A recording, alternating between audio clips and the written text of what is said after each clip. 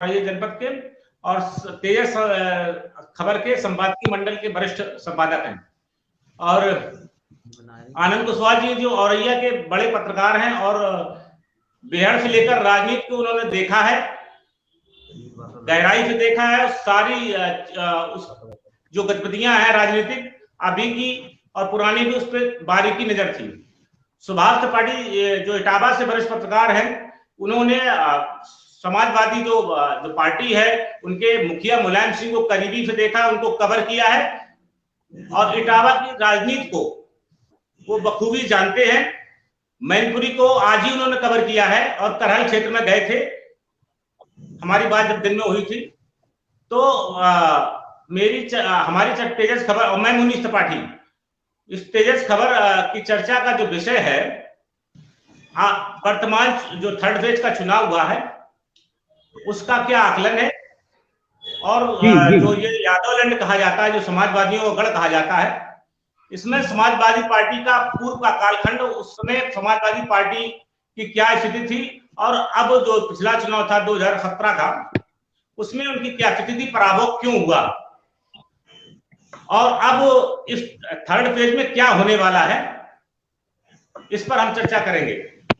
पूरे जो third phase का चुनाव, उसका क्या, पूरी जो अभी तक चुनाव हो सके पूरे परिदृश्य पर क्या इस थर्ड फेज का निर्णायक स्थिति है, क्या इसकी भूमिका होने वाली है, उसका विश्लेषण करेंगे। तो मैं श्री मनोज दुबे जी से कहूंगा कि वो उस चर्चा को आगे बढ़ाएं और औरैया से उस चर्चा को स्टार्ट करें। जी मनोज जी। हमारे साथ औरैया से श्री आनंद कुशवाहा जी हैं। अभी आपसे चर्चा हो रही थी। एक सवाल ये है कि इस बार विधानसभा चुनाव में बड़ी संख्या में दलबदल हुआ है। बड़े बड़े दिग्गज नेताओं ने चुनाव के ऐन मौके पर अपनी पार्टियों को अलविदा कह दिया। सबसे पहले हम जिक्र करेंगे मुलायम सिंह के साड़ू प्रमोद गुप्ता LSG का, उन्होंने भारतीय जनता पार्टी ज्वाइन करी। के विधायक विनय साक्य जी और उनके भाई ने ऐन मौके पर भारतीय जनता पार्टी को अलविदा कह करके समाजवादी पार्टी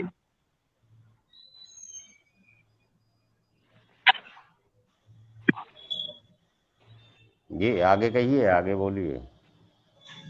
इटावा, हमारे औरैया इटावा के सांसद रहे रघुराज साक्य ने भी भारतीय जनता पार्टी की सदस्यता ग्रहण की। औरैया के विधायक रहे मदन गौतम ने भारतीय जनता पार्टी की सदस्यता ग्रहण की। भारतीय जनता पार्टी को छोड़ के अपना दल बना चुके पूर्व सांसद अशोक कुमार दोहरे ने भारतीय जनता पार्टी को समर्थन दिया।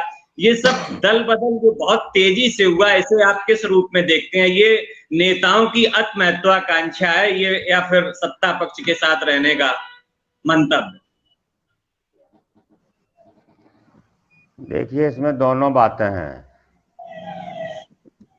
एक तो जैसे नाराजगी वाली बात है, रघुराज साक्य का नाम लिया आपने, उन्होंने जब देखा अपने को उपेक्षित महसूस किया तो वो अपना दल बदल करके चले गए।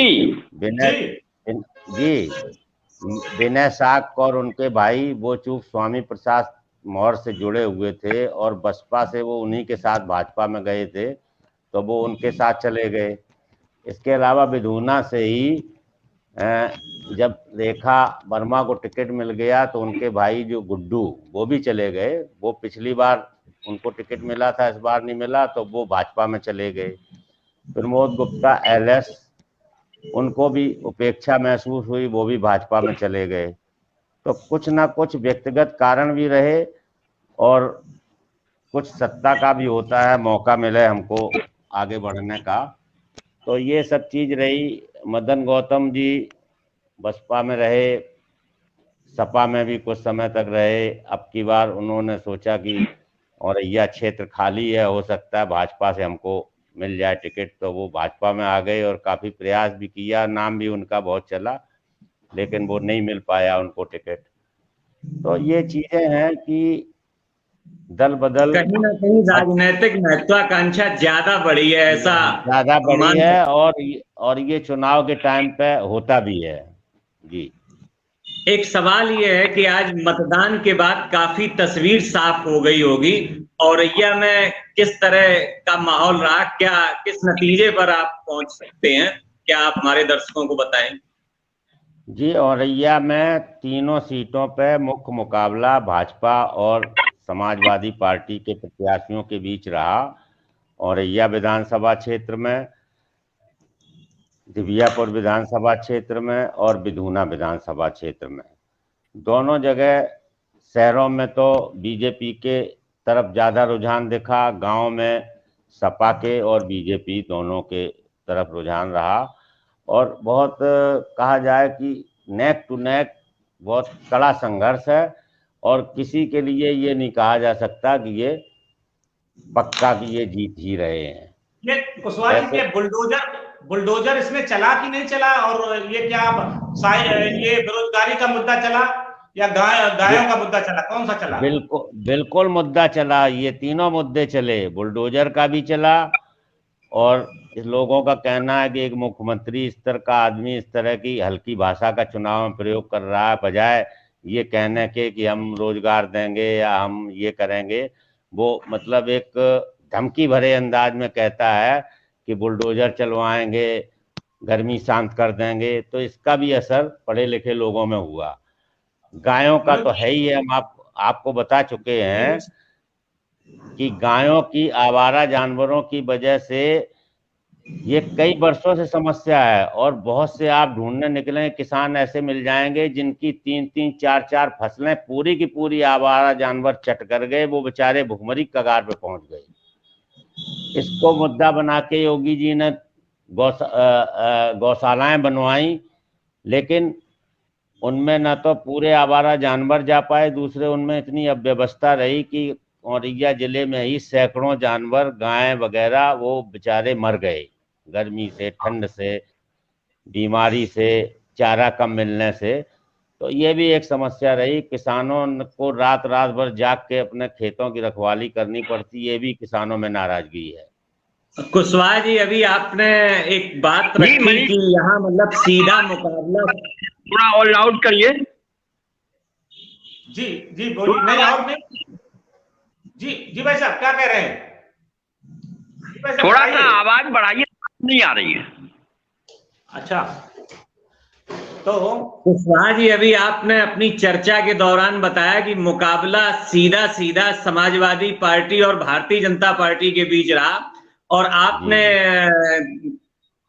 तीसरा जो दल है मामले को जो त्रिकोणी बना रहा है, बहुजन समाज पार्टी, उसका आपने जिक्र नहीं किया। जबकि औरैया जिले में बहुजन समाज पार्टी को 2002 के चुनाव में और 2007 के चुनाव में बड़ी सफलता मिली थी।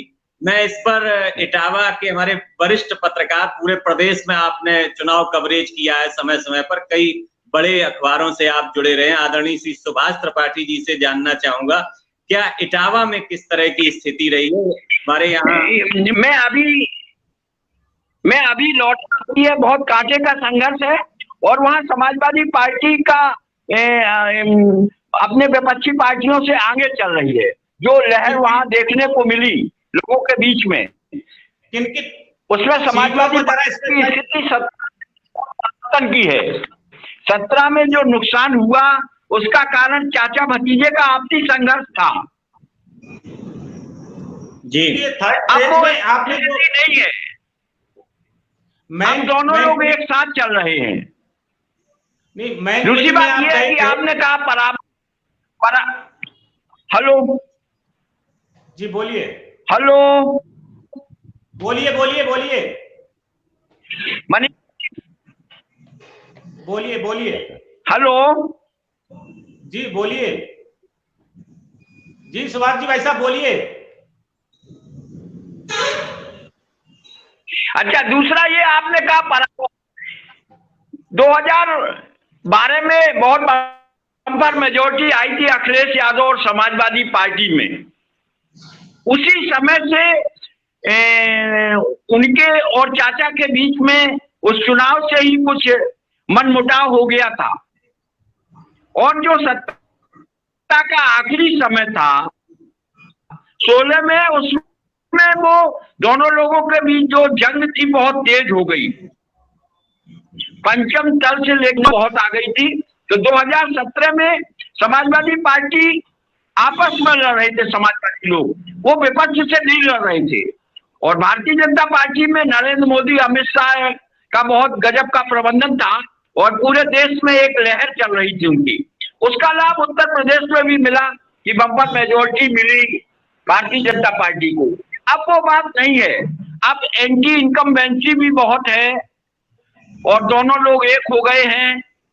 मुलायम सिंह यादव इस बुजुर्गियत के बाद भी वो करहल गए, उन्होंने जनसभा की, इटावा में रोड शो किया उन्होंने अखिलेश यादव के संग, और शिवपाल यादव भी उसमें रहे। तो अब ये जो समाजवादी बेल्ट है, जो आलू बेल्ट है, जिसको यादव लैंड भी कहते हैं, उसकी स्थिति बदल गई है और समाजवादी पार्टी स्वीप करके आ रही है, पहले से बहुत बढ़ रही है। लेकिन फिर भी भारतीय जनता पार्टी उनको बहुत कड़ी चुनौती दे रही है। आपके विधुना में ही 2 दिन पहले रेखा वर्मा की स्थिति अलग थी और आज जब मतदान हुआ तो उनके देवर भी उनके खिलाफ काम कर रहे थे। तो सारी जगहों पे दोनों सह और मात का खेल चला है, संघर्ष बहुत है। 2017 के राजनीतिक परिवेश में काफी अंतर है। त्रिपाठी जी, जो थर्ड फेज है इसको यादव लैंड कहा जाता है और इस यादव लैंड में आज आप घूमे हैं, मैनपुरी भी आपने कवर किया था और इटावा को भी आपने आज कवर किया है। तो क्या स्थिति बनने वाली है, मैनपुरी में क्या सिनेरियो रहने वाला है? पिछली बार भारतीय जनता पार्टी की 1 सीट थी और काफी लंबे अंतराल में भारतीय जनता पार्टी वहां जीती थी भोगांव से, और आज जो है क्या सिनेरियो है, आज का क्या प्रदर्शन है? चारों सीटें समाजवादी पार्टी बहुत मजबूती के संग खड़ी हुई है और उनके ऊपर जो एक ही आरोप था लैंड ऑर्डर का मामला, अपराधियों की जो बात थी, उसमें अखिलेश यादव ने अपनी जनसभाओं में आपके औरैया में भी कहा और यहाँ भी कहा कि जिनका कानून में विश्वास नहीं है वो समाजवादी पार्टी और अखिलेश यादव को वोट ना दे। इसका एक बहुत बड़ा उन्होंने कहा कि समाजवादी पार्टी एक नए स्वरूप में आ रही है। जैसा 2012 में जब अखिलेश यादव ने प्रयागराज में अतीक अहमद को धक्का देके मंच से उतार दिया था, वहां डीपी यादव को टिकट नहीं दिया था, मनीष जी आपको याद होगा। नहीं, वो तो एक बार ने आने का प्रयास किया है और आज भी अखिलेश यादव ने प्रेस कॉन्फ्रेंस सफाई में किया, तो उसमें एक खास बात ये थी कि जो अनुराग ठाकुर ने आतंकवादियों को लेकर उनको घेरने का प्रयास किया था, उसमें अखिलेश यादव ने कहा कि अनुराग ठाकुर में और नीरज शेखर जो भूतपूर्व प्रधानमंत्री चंद्रशेखर जी के बेटे हैं, को तीनों लोगों को लेके एक बार अनुराग ठाकुर ही मिलिट्री स्कूल गए थे। उन्होंने कहा मैं मिलिट्री स्कूल का खुद पढ़ा हुआ हूं और वहां पे कोई कॉन्फ्रेंस थी, कोई मीटिंग थी, देखिए इसमें थोड़ा थी, तो वो अगर मैं आतंकी हूं, दोषी नहीं कहा उन्होंने, तो अनुराग ठाकुर भी उन्होंने जो कहा, कहने की बातें अलग है, ठीक है, लेकिन जैसा कि आपने कहा कि 2017 के चुनाव में उन्होंने डीपी यादव को उतार दिया था और जो भी अतीक अहमद को हटा दिया था, लेकिन जो गुंडई जो थी उसको रोक पाने में असफल रहती है समाजवादी। इसका संदेश अभी तक पूरे प्रदेश में है और जो बड़ा मुद्दा भाजपा के लिए लाभदायक बन रहा है। तो ये जो पूरा सिनेरियो हम देखें, थर्ड फेज में 59 सीटें हैं। त्रिपाठी जी, आपसे आकलन में जानना चाहेंगे इसमें भाजपा को कितनी सीटें मिलने का अनुमान है और सपा को कितना मिलने का अनुमान है। हालांकि भाजपा को खोने के लिए बहुत कुछ है, पाने के लिए चूंकि मैक्सिमम उसमें थी और 49 सीटें जीती थी 59 में। तो अब भाजपा की क्या पूरी स्थिति बनने वाली है, क्योंकि ये जो फेज है बहुत ही निर्णायक है, क्योंकि पिछले 2 फेज में भाजपा की सपा से कांटे की लड़ाई थी और भाजपा जितना लीड लेना चाहिए तो उतना शायद नहीं ले पा रही, ऐसी सूचनाएं ऐसे आए हैं मीडिया हाउसेस में। तो ये जो 59 सीट है इसमें क्या सिनेरियो रहेगा और सरकार में इस जो सरकार बनने और बिगाड़ने की स्थिति में क्या इसकी भूमिका रहने वाली है? लगता है सुभाष त्रिपाठी जी डिस्कनेक्ट हो गए हैं। आनंद कुशवाहा साहब बताएं इसका एनालिसिस करें। देखिए, जो बात समझ में आ रही है उसमें निश्चित रूप से भारतीय जनता पार्टी को इस चुनाव में इस फेज में भी घाटा उठाना पड़ेगा। जैसे पहले और दूसरे फेज में भी भारतीय जनता पार्टी का जो पिछले चुनाव में प्रदर्शन रहा था उससे प्रदर्शन खराब रहा है और इस फेज में भी इनको उसका नुकसान उठाना पड़ेगा, सीटें इनकी कम आएंगी। इसलिए कि देखिए, सपा से जो नाराजगी गुंडागर्दी और उसको लेके थी, उसको 5 साल हो गए। उसकी वजह से अखिलेश यादव को 5 साल सड़क पर चप्पल चटकानी पड़ी। उनको शायद समझ में आ गया, इसीलिए वो सभाओं में कह रहे हैं कि जो लोग कानून हाथ में लेते हैं, गुंडागर्दी करते हैं, गरीब को सताते हैं, वो हमें वोट ना दे। वो यही मैसेज देना चाहते हैं कि अब हम गुंडागर्दी को प्रश्रय नहीं देंगे। पहले जैसे वो पार्टी के कार्यकर्ताओं मनोज जी, को, क्या ये बिरादरी के लगता लोगों है को, कि वो जो कमिटमेंट कर तो रहे हैं, ये जो है चीज कुछ कम हुई है जनता में भी। लेकिन चूंकि वो अपना इलाका है, यही ज्यादा प्रभावित रहा इससे, गुंडागर्दी से। आप देखिए पश्चिम और पूरब में वो चीज नहीं रही, चूंकि उधर जो यादव लोग रहे उनका कल्चर दूसरा रहा। अपने जो ये 5-7 जिले रहे एरिया के, इनमें ही ज्यादा गुंडागर्दी का चर्चा रहा। मनोज जी, तो क्या उसमें भी लगता कभी है कि अगर समाजवादी पार्टी सत्ता में आती है तो क्या ये जो जो जो अखिलेश यादव कह रहे हैं रैलियों में कि गुंडागर्दी पे लगाम लगेगी और सारी जी जी चीजों और जो लॉ एंड ऑर्डर को जो मुद्दा है उसको भाजपा को जी समझ बना रही समझ में ऐसा ही आ रहा है उनकी बातों से। और चूक देखिए, जो उन पे परिवारवाद, यादववाद का जो इन पे आरोप लगता था पार्टी पे, तो इस बार आप देखिए कि उन्होंने परिवार के लोगों को एकदम अलग कर दिया। मतलब जैसे राम गोपाल यादव उनके बहुत खास थे, उन्होंने भी कुछ अपने लोगों की लिस्ट दी होगी उनको टिकट देने के लिए, लेकिन वो एक तरफ अखिलेश ने कर दिए, उनके लड़के तक को टिकट नहीं दिया।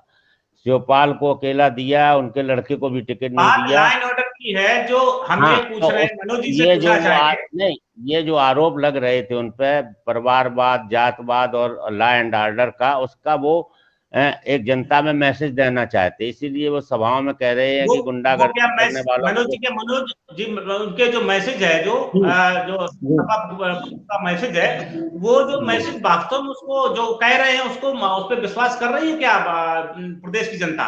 इस विषय देखिए को बताइए। मनीष जी, लोगों के है कर रहे और लोग दिमाग ऐसा, का असर कर रहा है। हाँ मनोज जी, कर रहा है। कुछ लोग भले ही ना मनीष कर। जी, ऐसा है, समाजवादी पार्टी के वरिष्ठ नेता लगातार इस विषय पर अपना पक्ष रख रहे हैं कि वो इस तरीके से निपटेंगे और इस मुद्दे को प्रभावी बनाएंगे। लेकिन भारतीय जनता पार्टी का जो आरोप है या जो उनका दावा है, उसके अनुसार आप देख सकते हैं कि भारतीय जनता पार्टी लगातार ये आरोप लगा रही है कि समाजवादी पार्टी के अराजक तत्वों से, असामाजिक तत्वों से या आतंकवादियों की मदद की लोगों से संबंध है। समाजवादी पार्टी ने कैराना से नाहिद हसन को टिकट दिया हुआ है और मुख्तार अंसारी के बेटे को सपोर्ट किया हुआ है समाजवादी पार्टी ने। तो कहीं ना कहीं उस दावे पर सवाल उठता है जो समाजवादी पार्टी के खेमे की ओर से किया जा रहा है, और इसी के पीछे है कि भारतीय जनता पार्टी के नेता लगातार कानून व्यवस्था को ही मुद्दा बना रहे हैं और लगातार मुख्यमंत्री योगी आदित्यनाथ बुलडोजर मरम्मत के लिए गए हैं और 10 मार्च के बाद बुलडोजर चलेंगे। कहीं ना कहीं कानून व्यवस्था का जो मसला है और भारतीय जनता पार्टी की सरकार का उस पर जो एक्शन है वो जनता की पसंद बन रहा है और भारतीय जनता पार्टी के नेता इसे बेहतर तरीके से समझ रहे हैं और प्रधानमंत्री से लेकर के गृह मंत्री और स्वयं मुख्यमंत्री योगी आदित्यनाथ जी सारे मुद्दों को पीछे करके कानून व्यवस्था के मुद्दे को और आतंकवाद जैसे संवेदनशील मुद्दे को तेजी से रख रहे हैं हर चरण के मतदान। मनोज जी, ये बात सही, ये सही है। मनोज जी, कानून पूछना व्यवस्था, चाहेंगे, एक मिनट मनोज जी पूछना चाहेंगे, दोनों लोगों से पूछना चाहेंगे कि बाबा जी का, योगी आदित्यनाथ का बुलडोजर ज्यादा बिक रहा है कि अखिलेश यादव का साड़ ज्यादा बिक रहा है?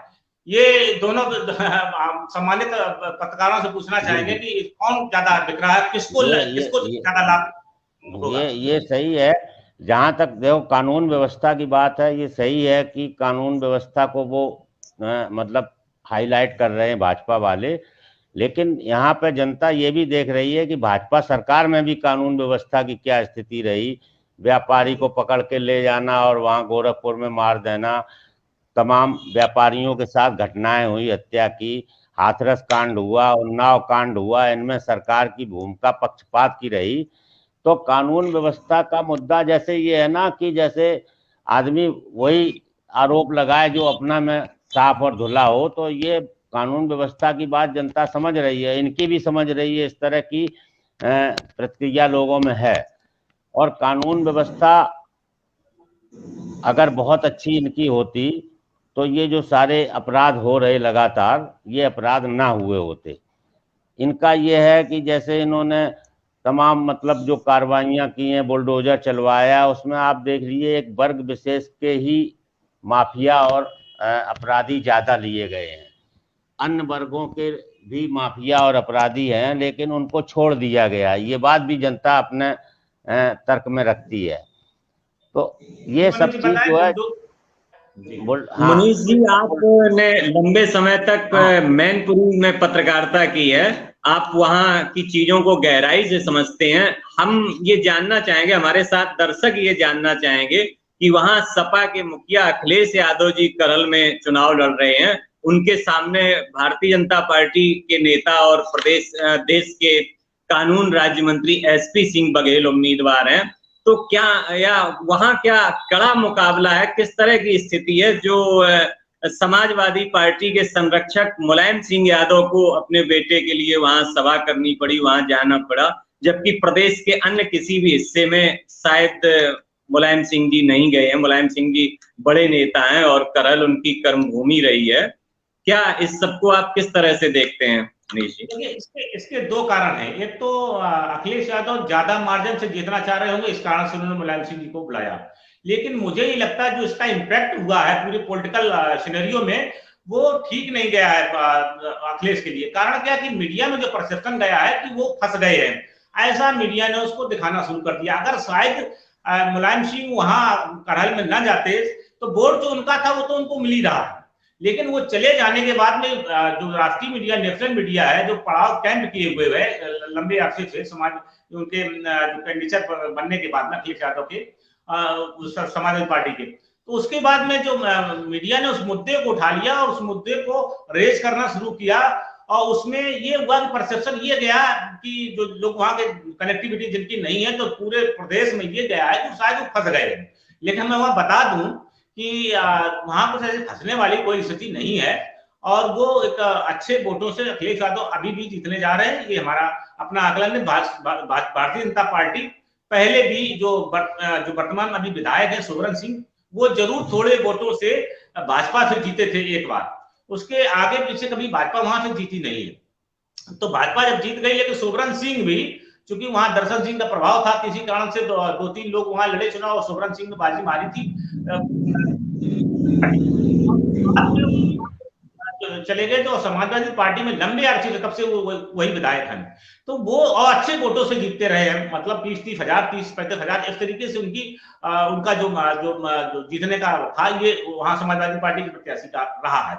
लेकिन जो इन्होंने अखिलेश ने जो मैसेज दिया, और जो एसपी सिंह बघेल ने जो मैसेज दिया, एसपी सिंह बघेल ने जो एक बात कही थी कि मैं अखिलेश यादव को कई बार करल में बुलवाऊंगा और नतमस्तक करवाऊंगा और घर घर वोट मंगवाऊंगा, इसमें वो एसपी सिंह बघेल सफल हुए हैं। और उन्होंने कहा भी था कि हम अगर ये ना हो तो हम, उन्होंने ऐसी बात कही थी दावे की ऐसा हम करवाएंगे, तो वो उसमें वो सफल हुए हैं। तो एक उन्होंने जो एसपी सिंह बघेल का जो मैसेज था वो चला गया कि वो वास्तव में फंसाने की स्थिति में है, ये मैसेज चला गया, लेकिन एक्चुअली स्थिति है नहीं ऐसी, क्योंकि वहां जो 30-35% वोट है यादवों का, और उनके जो डोमिनेंट बने, उनके प्रभाव में जो है, जो लोग और जो जातों के वो भी वोट करते हैं, उनका बड़ा दबाव है और वो उनके कारण से वोट करते हैं। चाहे और भी लोगों, जैसे कि एक गांव में लोग मान लीजिए 70% यादव रहते हैं, उस गांव के ब्राह्मण भी वोट भैक बस करते हैं या प्रेम बस करते हैं और व्यवहार बस करते हैं, लेकिन वो समाजवादी पार्टी को वोट करते हैं।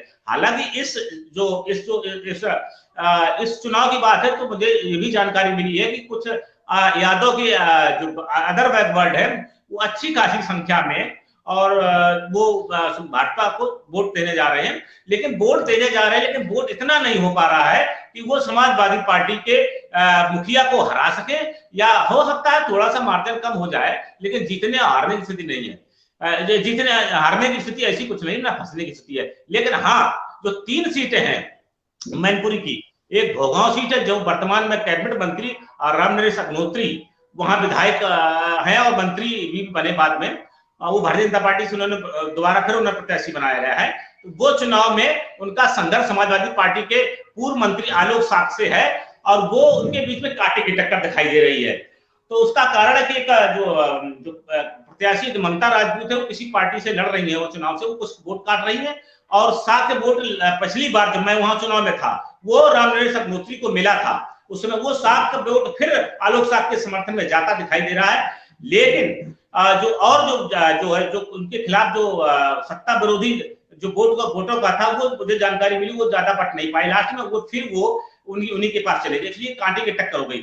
जहां तक किशनी की बात है, किशनी समाजवादी पार्टी का अवैध जिला रहा है और उस अवैध जिला में भारतीय जनता पार्टी कहीं नहीं जीती। अपने उद्भव के लेकर के आज तक जनसंघ के रूप में भारतीय जनता पार्टी का रूप रहा हो या कुछ रूप रहा हो, लेकिन भारतीय जनता पार्टी वो कभी नहीं जीती। लंबे अंतराल से वहां समाजवादी पार्टी के प्रत्याशी जीतते आ रहे हैं। अभी ब्रजेश कठरिया 2 बार से वहां विधायक हैं और उनके सामने लेकिन आंसू दिवाकर जो है पूर्व जिला पंचायत अध्यक्ष रहे हैं, समाजवादी पार्टी में रहे, बाद में वो भाजपा में शामिल हो गए। तो समाजवादी पार्टी के जो डॉक्टर आंसू दिवाकर हैं भारतीय जनता पार्टी के, माफ कीजिएगा, भारतीय जनता पार्टी की वो अच्छी काफी टक्कर दे रही है, उनकी अच्छी पर्सनालिटी है, डॉक्टर ने पैसे से उनकी साफ सुथरी छवि है, तो वो अगर वोट को लामन कर पाते तो वो किशनी के जो वर्तमान विधायक हैं सपा के, उनके लिए मुसीबत खड़ी करने वाले हैं। ये जो इनपुट आज जो शाम को मुझे इनपुट मिला उसके हिसाब से मैं बता रहा हूँ, तो उनके बीच में बड़ी कांटे की टक्कर है। जहां तक मैनपुरी सीट की बात बता दें, मैनपुरी सीट में लगातार लंबे अरसे से समाजवादी पार्टी 2 टर्म से समाजवादी पार्टी के राजू यादव, राजकुमार यादव विधायक हैं, लेकिन आज की जो परिदृश्य है वो जो भारतीय जनता पार्टी के जो प्रत्याशी हैं जयवीर सिंह बड़े लीडर रहे हैं, वो बसपा में मंत्री भी रहे थे और अच्छे बड़े लीडर प्रदेश के हैं, ठाकुर में उनकी अच्छी पहुंच है। तो जो यहाँ का जो सिनेरियो है जो मैनपुरी में कई बार यहाँ भारतीय जनता पार्टी जीती रही। राजकुमार यादव के पहले वो जो विधायक थे वो अशोक चौहान थे, बड़े लोकप्रिय विधायक थे, वो 2 बार के विधायक रहे, तो बसपा में चले गए थे, इसके बाद में उनका पराभव हो गया, उसके बाद में 2 टर्म से समाजवादी पार्टी के राजकुमार यादव ही विधायक हैं।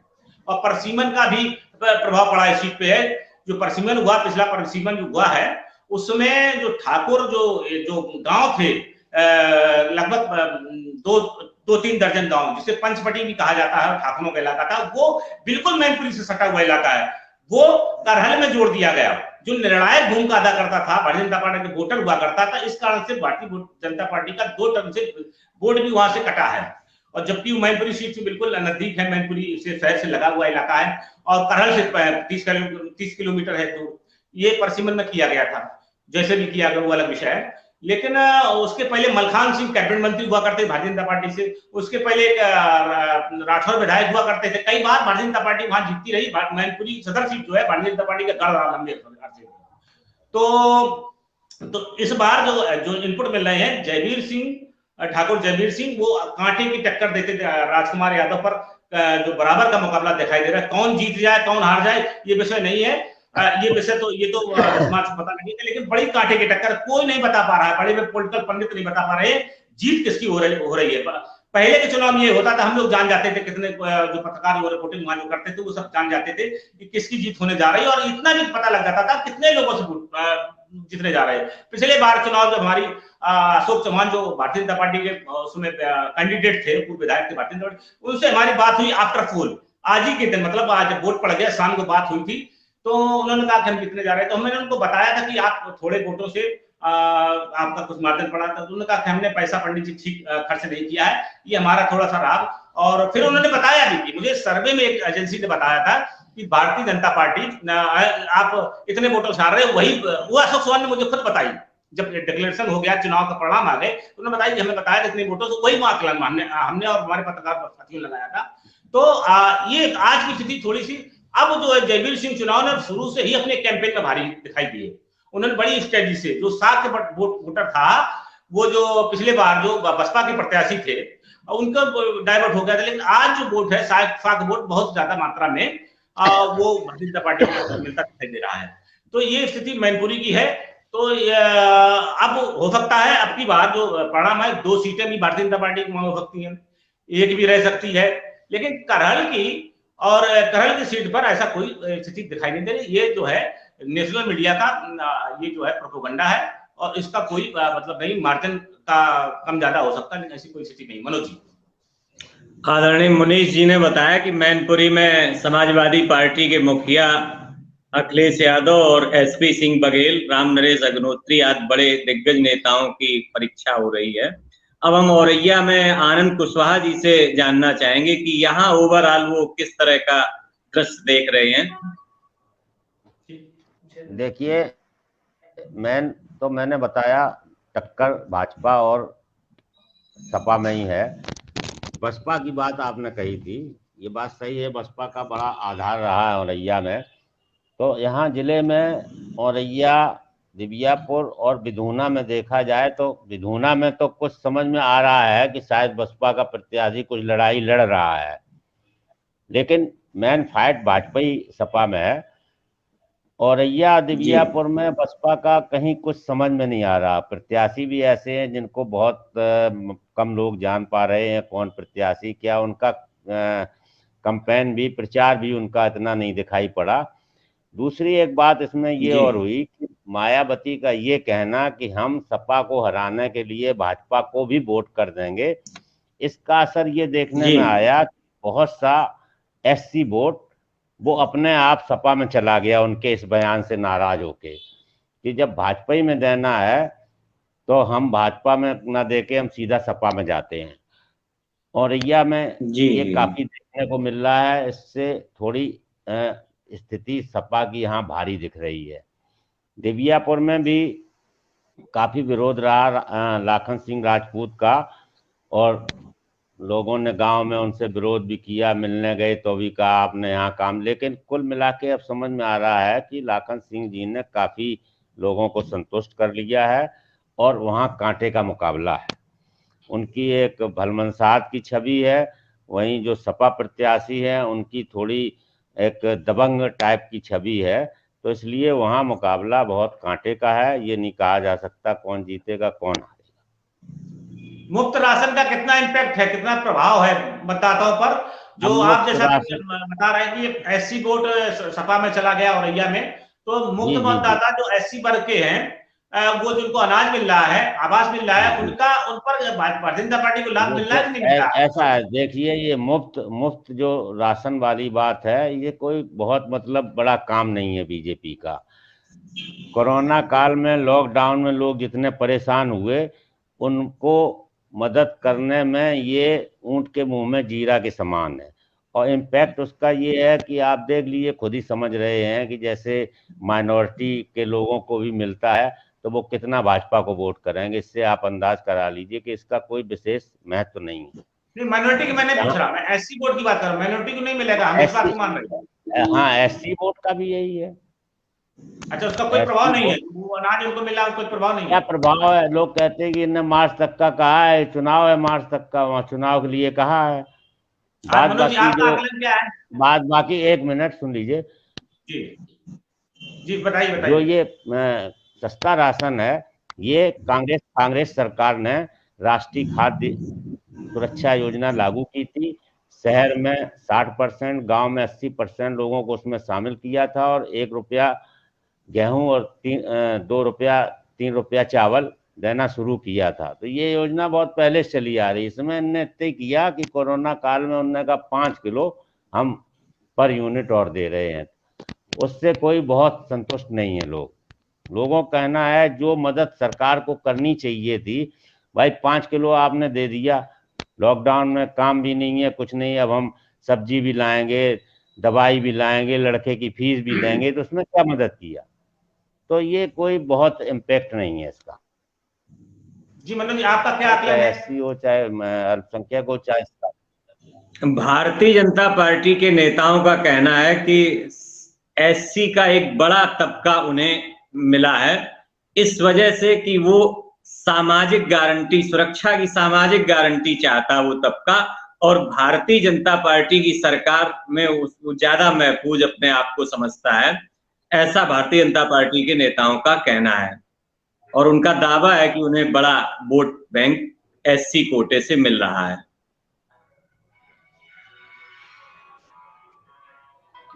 देखिए, दावा करने को कोई भी करे, और वोट कुछ ना कुछ तो मिलते ही हर पार्टी को, हर बिरादरी को, हर पार्टी को, हर प्रत्याशी को, हर बिरादरी का कुछ ना कुछ वोट मिलता। कुछ क्षेत्रीय परिस्थितियां होती हैं, उनमें भी वोट अपना निर्णय लेता है किसके साथ जाना किसके साथ नहीं जाना है। अगर उसको लग रहा है कि सपा का प्रत्याशी उनको सूट नहीं कर रहा तो वो भाजपा को वोट कर जाएंगे, और भाजपा का नहीं कर रहा तो वो सपा को कर जाएंगे। कहीं जहां कांग्रेस का लड़ाई में होगा कांग्रेस को करेंगे, कहीं बसपा में होगा बसपा को करेंगे। लेकिन ये कोई विशेष मतलब बात नहीं है कि भाजपा को कोई बहुत इनका फायदा मिलने वाला है। पत्रकार की दृष्टि से मनोज जी, आपका आकलन क्या है? जी आपका क्या आकलन है? भारतीय जनता पार्टी क्लेम करेंगे वो अलग विषय है, लेकिन आपका आकलन क्या है? आप धरातल पे हैं और जनता के बीच में लंबे अरसे से रह रहे हैं और जनता की नब्ज को जानते हैं, क्या ट्रेंड है मतलब इस चीज का? कई मतदान केंद्रों पर ऐसा दिखा है कि मैक्सिमम वोट तो समाजवादी पार्टी के उम्मीदवार को ही गया है, और उसके बाद भारतीय जनता पार्टी के उम्मीदवार को वोट मिला है, और कहीं कहीं समाजवादी पार्टी के प्रत्याशी के पक्ष में भी वोटिंग हुई है एससी की, दिव्या में विशेष तौर पर। अच्छा, और यह क्षेत्र में भी हुआ है हमारे शहर में जो जहाँ जी पेंशन का मुद्दा है और शिक्षा मित्रों का मुद्दा है, अनुदेशकों का मुद्दा है, इन सब का पूरे ओवरऑल चुनाव में मनोज जी क्या प्रभाव रहा है 3 फेज के चुनाव में, और क्या रहने वाला है? कितना ओवरऑल ये प्रभावित करेगा चुनाव को, कितना परिणामों पर इसका चुनावी परिणामों पर असर डालेगा? नई पेंशन स्कीम लागू होने के लगभग 1.5 दशक बाद अचानक ये मुद्दा आया है, और कर्मचारियों में इसको लेकर के एक मत रूपता दिखी है, एक मत दिखे हैं लोग, लेकिन कम ही इस बात पर लोग भरोसा कर पा रहे हैं कि कोई सरकार उन्हें मतलब पुरानी पेंशन स्कीम का लाभ दे पाएगी। अच्छा, तो ये मतदान पे जो मतदान आज का जो परसेंटेज आज बढ़ा है मतदान का, पिछले 60 के आसपास रहा था, और आज जो ट्रेंड आ रहे हैं 5 बजे के ट्रेंड आए वो 60 के लगभग तभी थे, और अभी फाइनल पर आएंगे मतदान का प्रतिशत। तो ये इसका क्या प्रभाव पड़ने वाला है? ये सपा के पक्ष में ज्यादा दिखाई दे रहा है, भाजपा के पक्ष में दिखाई दे रहा है? इसका विश्लेषण तथ्यों के आधार पर आप लोग करें।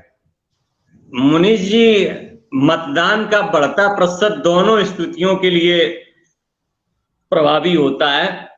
कई बार ये सत्ता पक्ष के पक्ष में भी होता है और कई बार सत्ता बदलने के लिए भी होता है, और इसकी परिस्थितियां अलग अलग हैं। बहुत ज्यादा परसेंटेज नहीं बढ़ा है। पिछले 2 चरणों के चुनाव में आपने देखा है कि ये माइनस रहा है। पिछले विधानसभा के चुनाव की तुलना में 2-2.5% की गिरावट दर्ज की गई थी। इस चरण में मतदान में 2-2.5% की बढ़ोतरी हुई है। इस पे मौसम का भी प्रभाव है। पिछले चरणों में थोड़ा सा मौसम का प्रभाव था, और इस बार थोड़ा मौसम साफ था और अच्छा था, तो लोगों ने सुकून से जाकर के सुबह से ही मतदान केंद्रों पर उत्साह दिखाया, और तो इससे बहुत ज्यादा सीन क्लियर होने वाला नहीं है।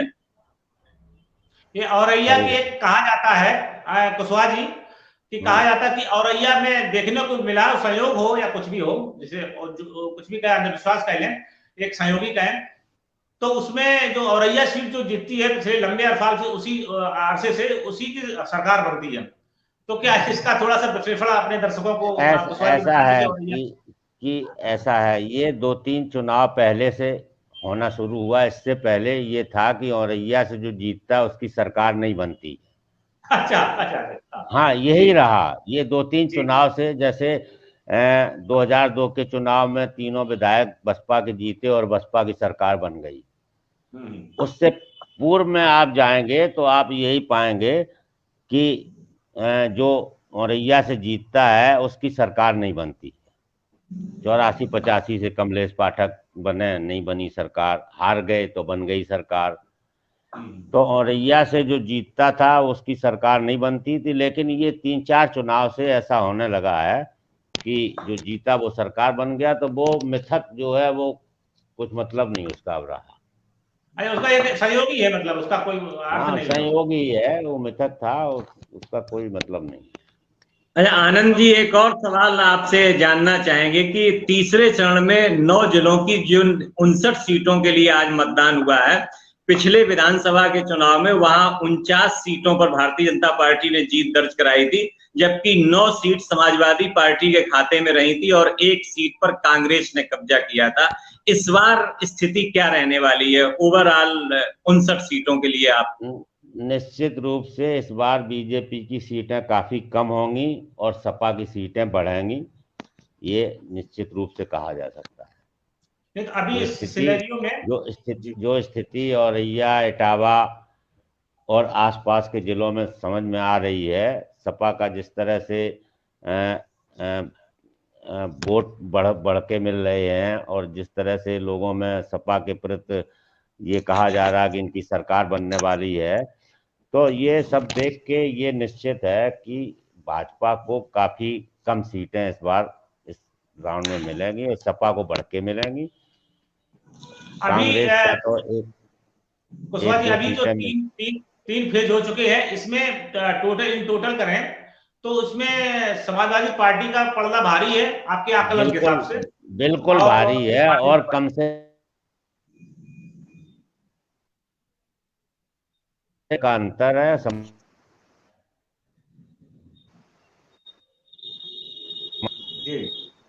जी मनोज जी, आपका क्या आकलन है इसमें? कुशवाहा जी बता रहे हैं कि समाजवादी पार्टी का पलड़ा भारी है, आपका क्या आकलन है? एग्जैक्ट फिगर तो 10 तारीख को ही पता लगेगा, फिर भी हम लोग एनालिसिस करते हैं, पत्रकार हैं, तो उस हिसाब से पिछले 2 चरणों और आज संपन्न हुए तीसरे चरण के चुनाव में बहुत कांटे की टक्कर मुनीष जी देखने को मिली है और इस तरह की राय ही विशेषज्ञ भी रख रहे हैं और ऐसा ही दावा कमोबेश भारतीय जनता पार्टी और समाजवादी पार्टी की ओर से भी किया जा रहा है। हालांकि भारतीय जनता पार्टी के तमाम नेता और समाजवादी पार्टी के तमाम नेता अपनी अपनी जीत का दावा कर रहे हैं, उन्हें करना भी चाहिए, लेकिन जो सूत्र बताते हैं या जो विशेषज्ञ जिन्होंने पूरे चुनाव कैंपेन पर और मतदान के दिन अपना नजर रखा है, उनके अनुसार लड़ाई कांटे की है। ये बात सही है, लड़ाई कांटे की है, लेकिन जो पिछले बार लहर थी बीजेपी के पक्ष में, तो इस बार कुछ उल्टी समझ में आ रही है लहर। वो तो मुनीष जी ने पहले ही कहा है कि भारतीय जनता पार्टी के साथ जो कुछ है खोने को है वो अपने मैक्सिमम चरम पर। अच्छा, दूसरे जो आप प्रदेश कहा जाए तो उसे एक तरफा जीत प्रदेश में मिली थी। प्रदेश की कई खबरें आप देखिए, कई जगह बीजेपी के विधायकों को विरोध का सामना करना पड़ा, पर गांव वालों ने खदेड़ तक लिया। मतलब ये बता रहा है कि समाजवादी को अगर एक को किया तो बीजेपी के 5 को किया, उसमें भी आप देखिए, ये एक संकेत बता रहे हैं कि जनता में असंतोष है।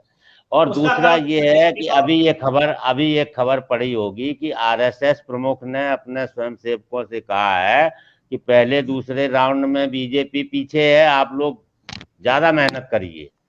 ये सारे संकेत बता रहे हैं कि बीजेपी की हालत खस्ता है। दूसरे औरैया में आप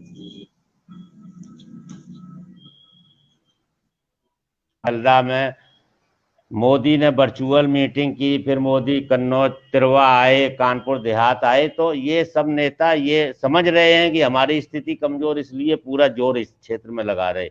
वरना पहले कितने नेता, पिछले चुनाव में कितने नेता आए थे?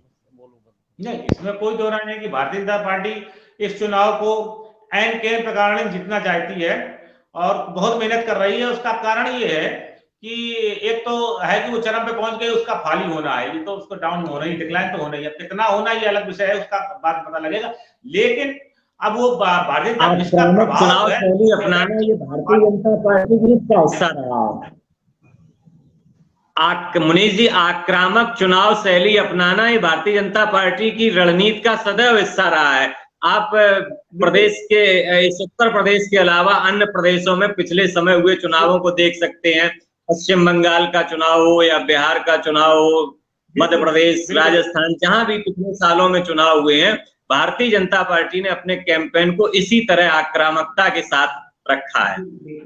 2024 का जो 2024 का जो लोकसभा का चुनाव होने वाला है, वो केंद्र सरकार की रणनीति पर उत्तर प्रदेश की रणनीति का बहुत बड़ा फर्क पड़ता है।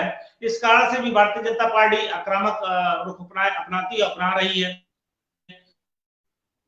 जी। और उसकी स्ट्रेटजी भी है कि अगर उत्तर चुनाव कैसे भी लूज हुए तो फिर केंद्र का सपना जो है भारतीय जनता पार्टी का तीसरी बार शायद ना रिपीट हो पाए, तीसरी बार ना आरूढ़ हो पाए, तो ये एक विषय होता है। और ये विषय भारतीय जनता पार्टी के मन में रहा होगा। मुझे लगता है कुशवाहा जी भी डिस्कनेक्ट हो गए हैं। जी, और समय भी अपना समाप्त हो रहा है, मुझे लगता है कि सिर्फ 2 सेकंड रह गए हैं और हमें बिल्कुल विराम लेना चाहिए। धन्यवाद मुनीष जी। मिलते हैं। बिल्कुल धन्यवाद सभी आप गेस्ट को, धन्यवाद सुभाष पार्टी इटावा से जो वरिष्ठ पत्रकार थे उनका बहुत बहुत धन्यवाद। आनंद कुशवाहा वरिष्ठ पत्रकार औरैया से बहुत बहुत धन्यवाद। मनोज दुबे जी आपका भी बहुत बहुत धन्यवाद। अब अगली बार हम फिर मिलते हैं कि नए मुद्दे के साथ में, एक नए इशू के साथ में, उस पर भी विशेषज्ञों की राय जानेंगे और चर्चा करेंगे। तब तक के लिए नमस्कार। नमस्कार।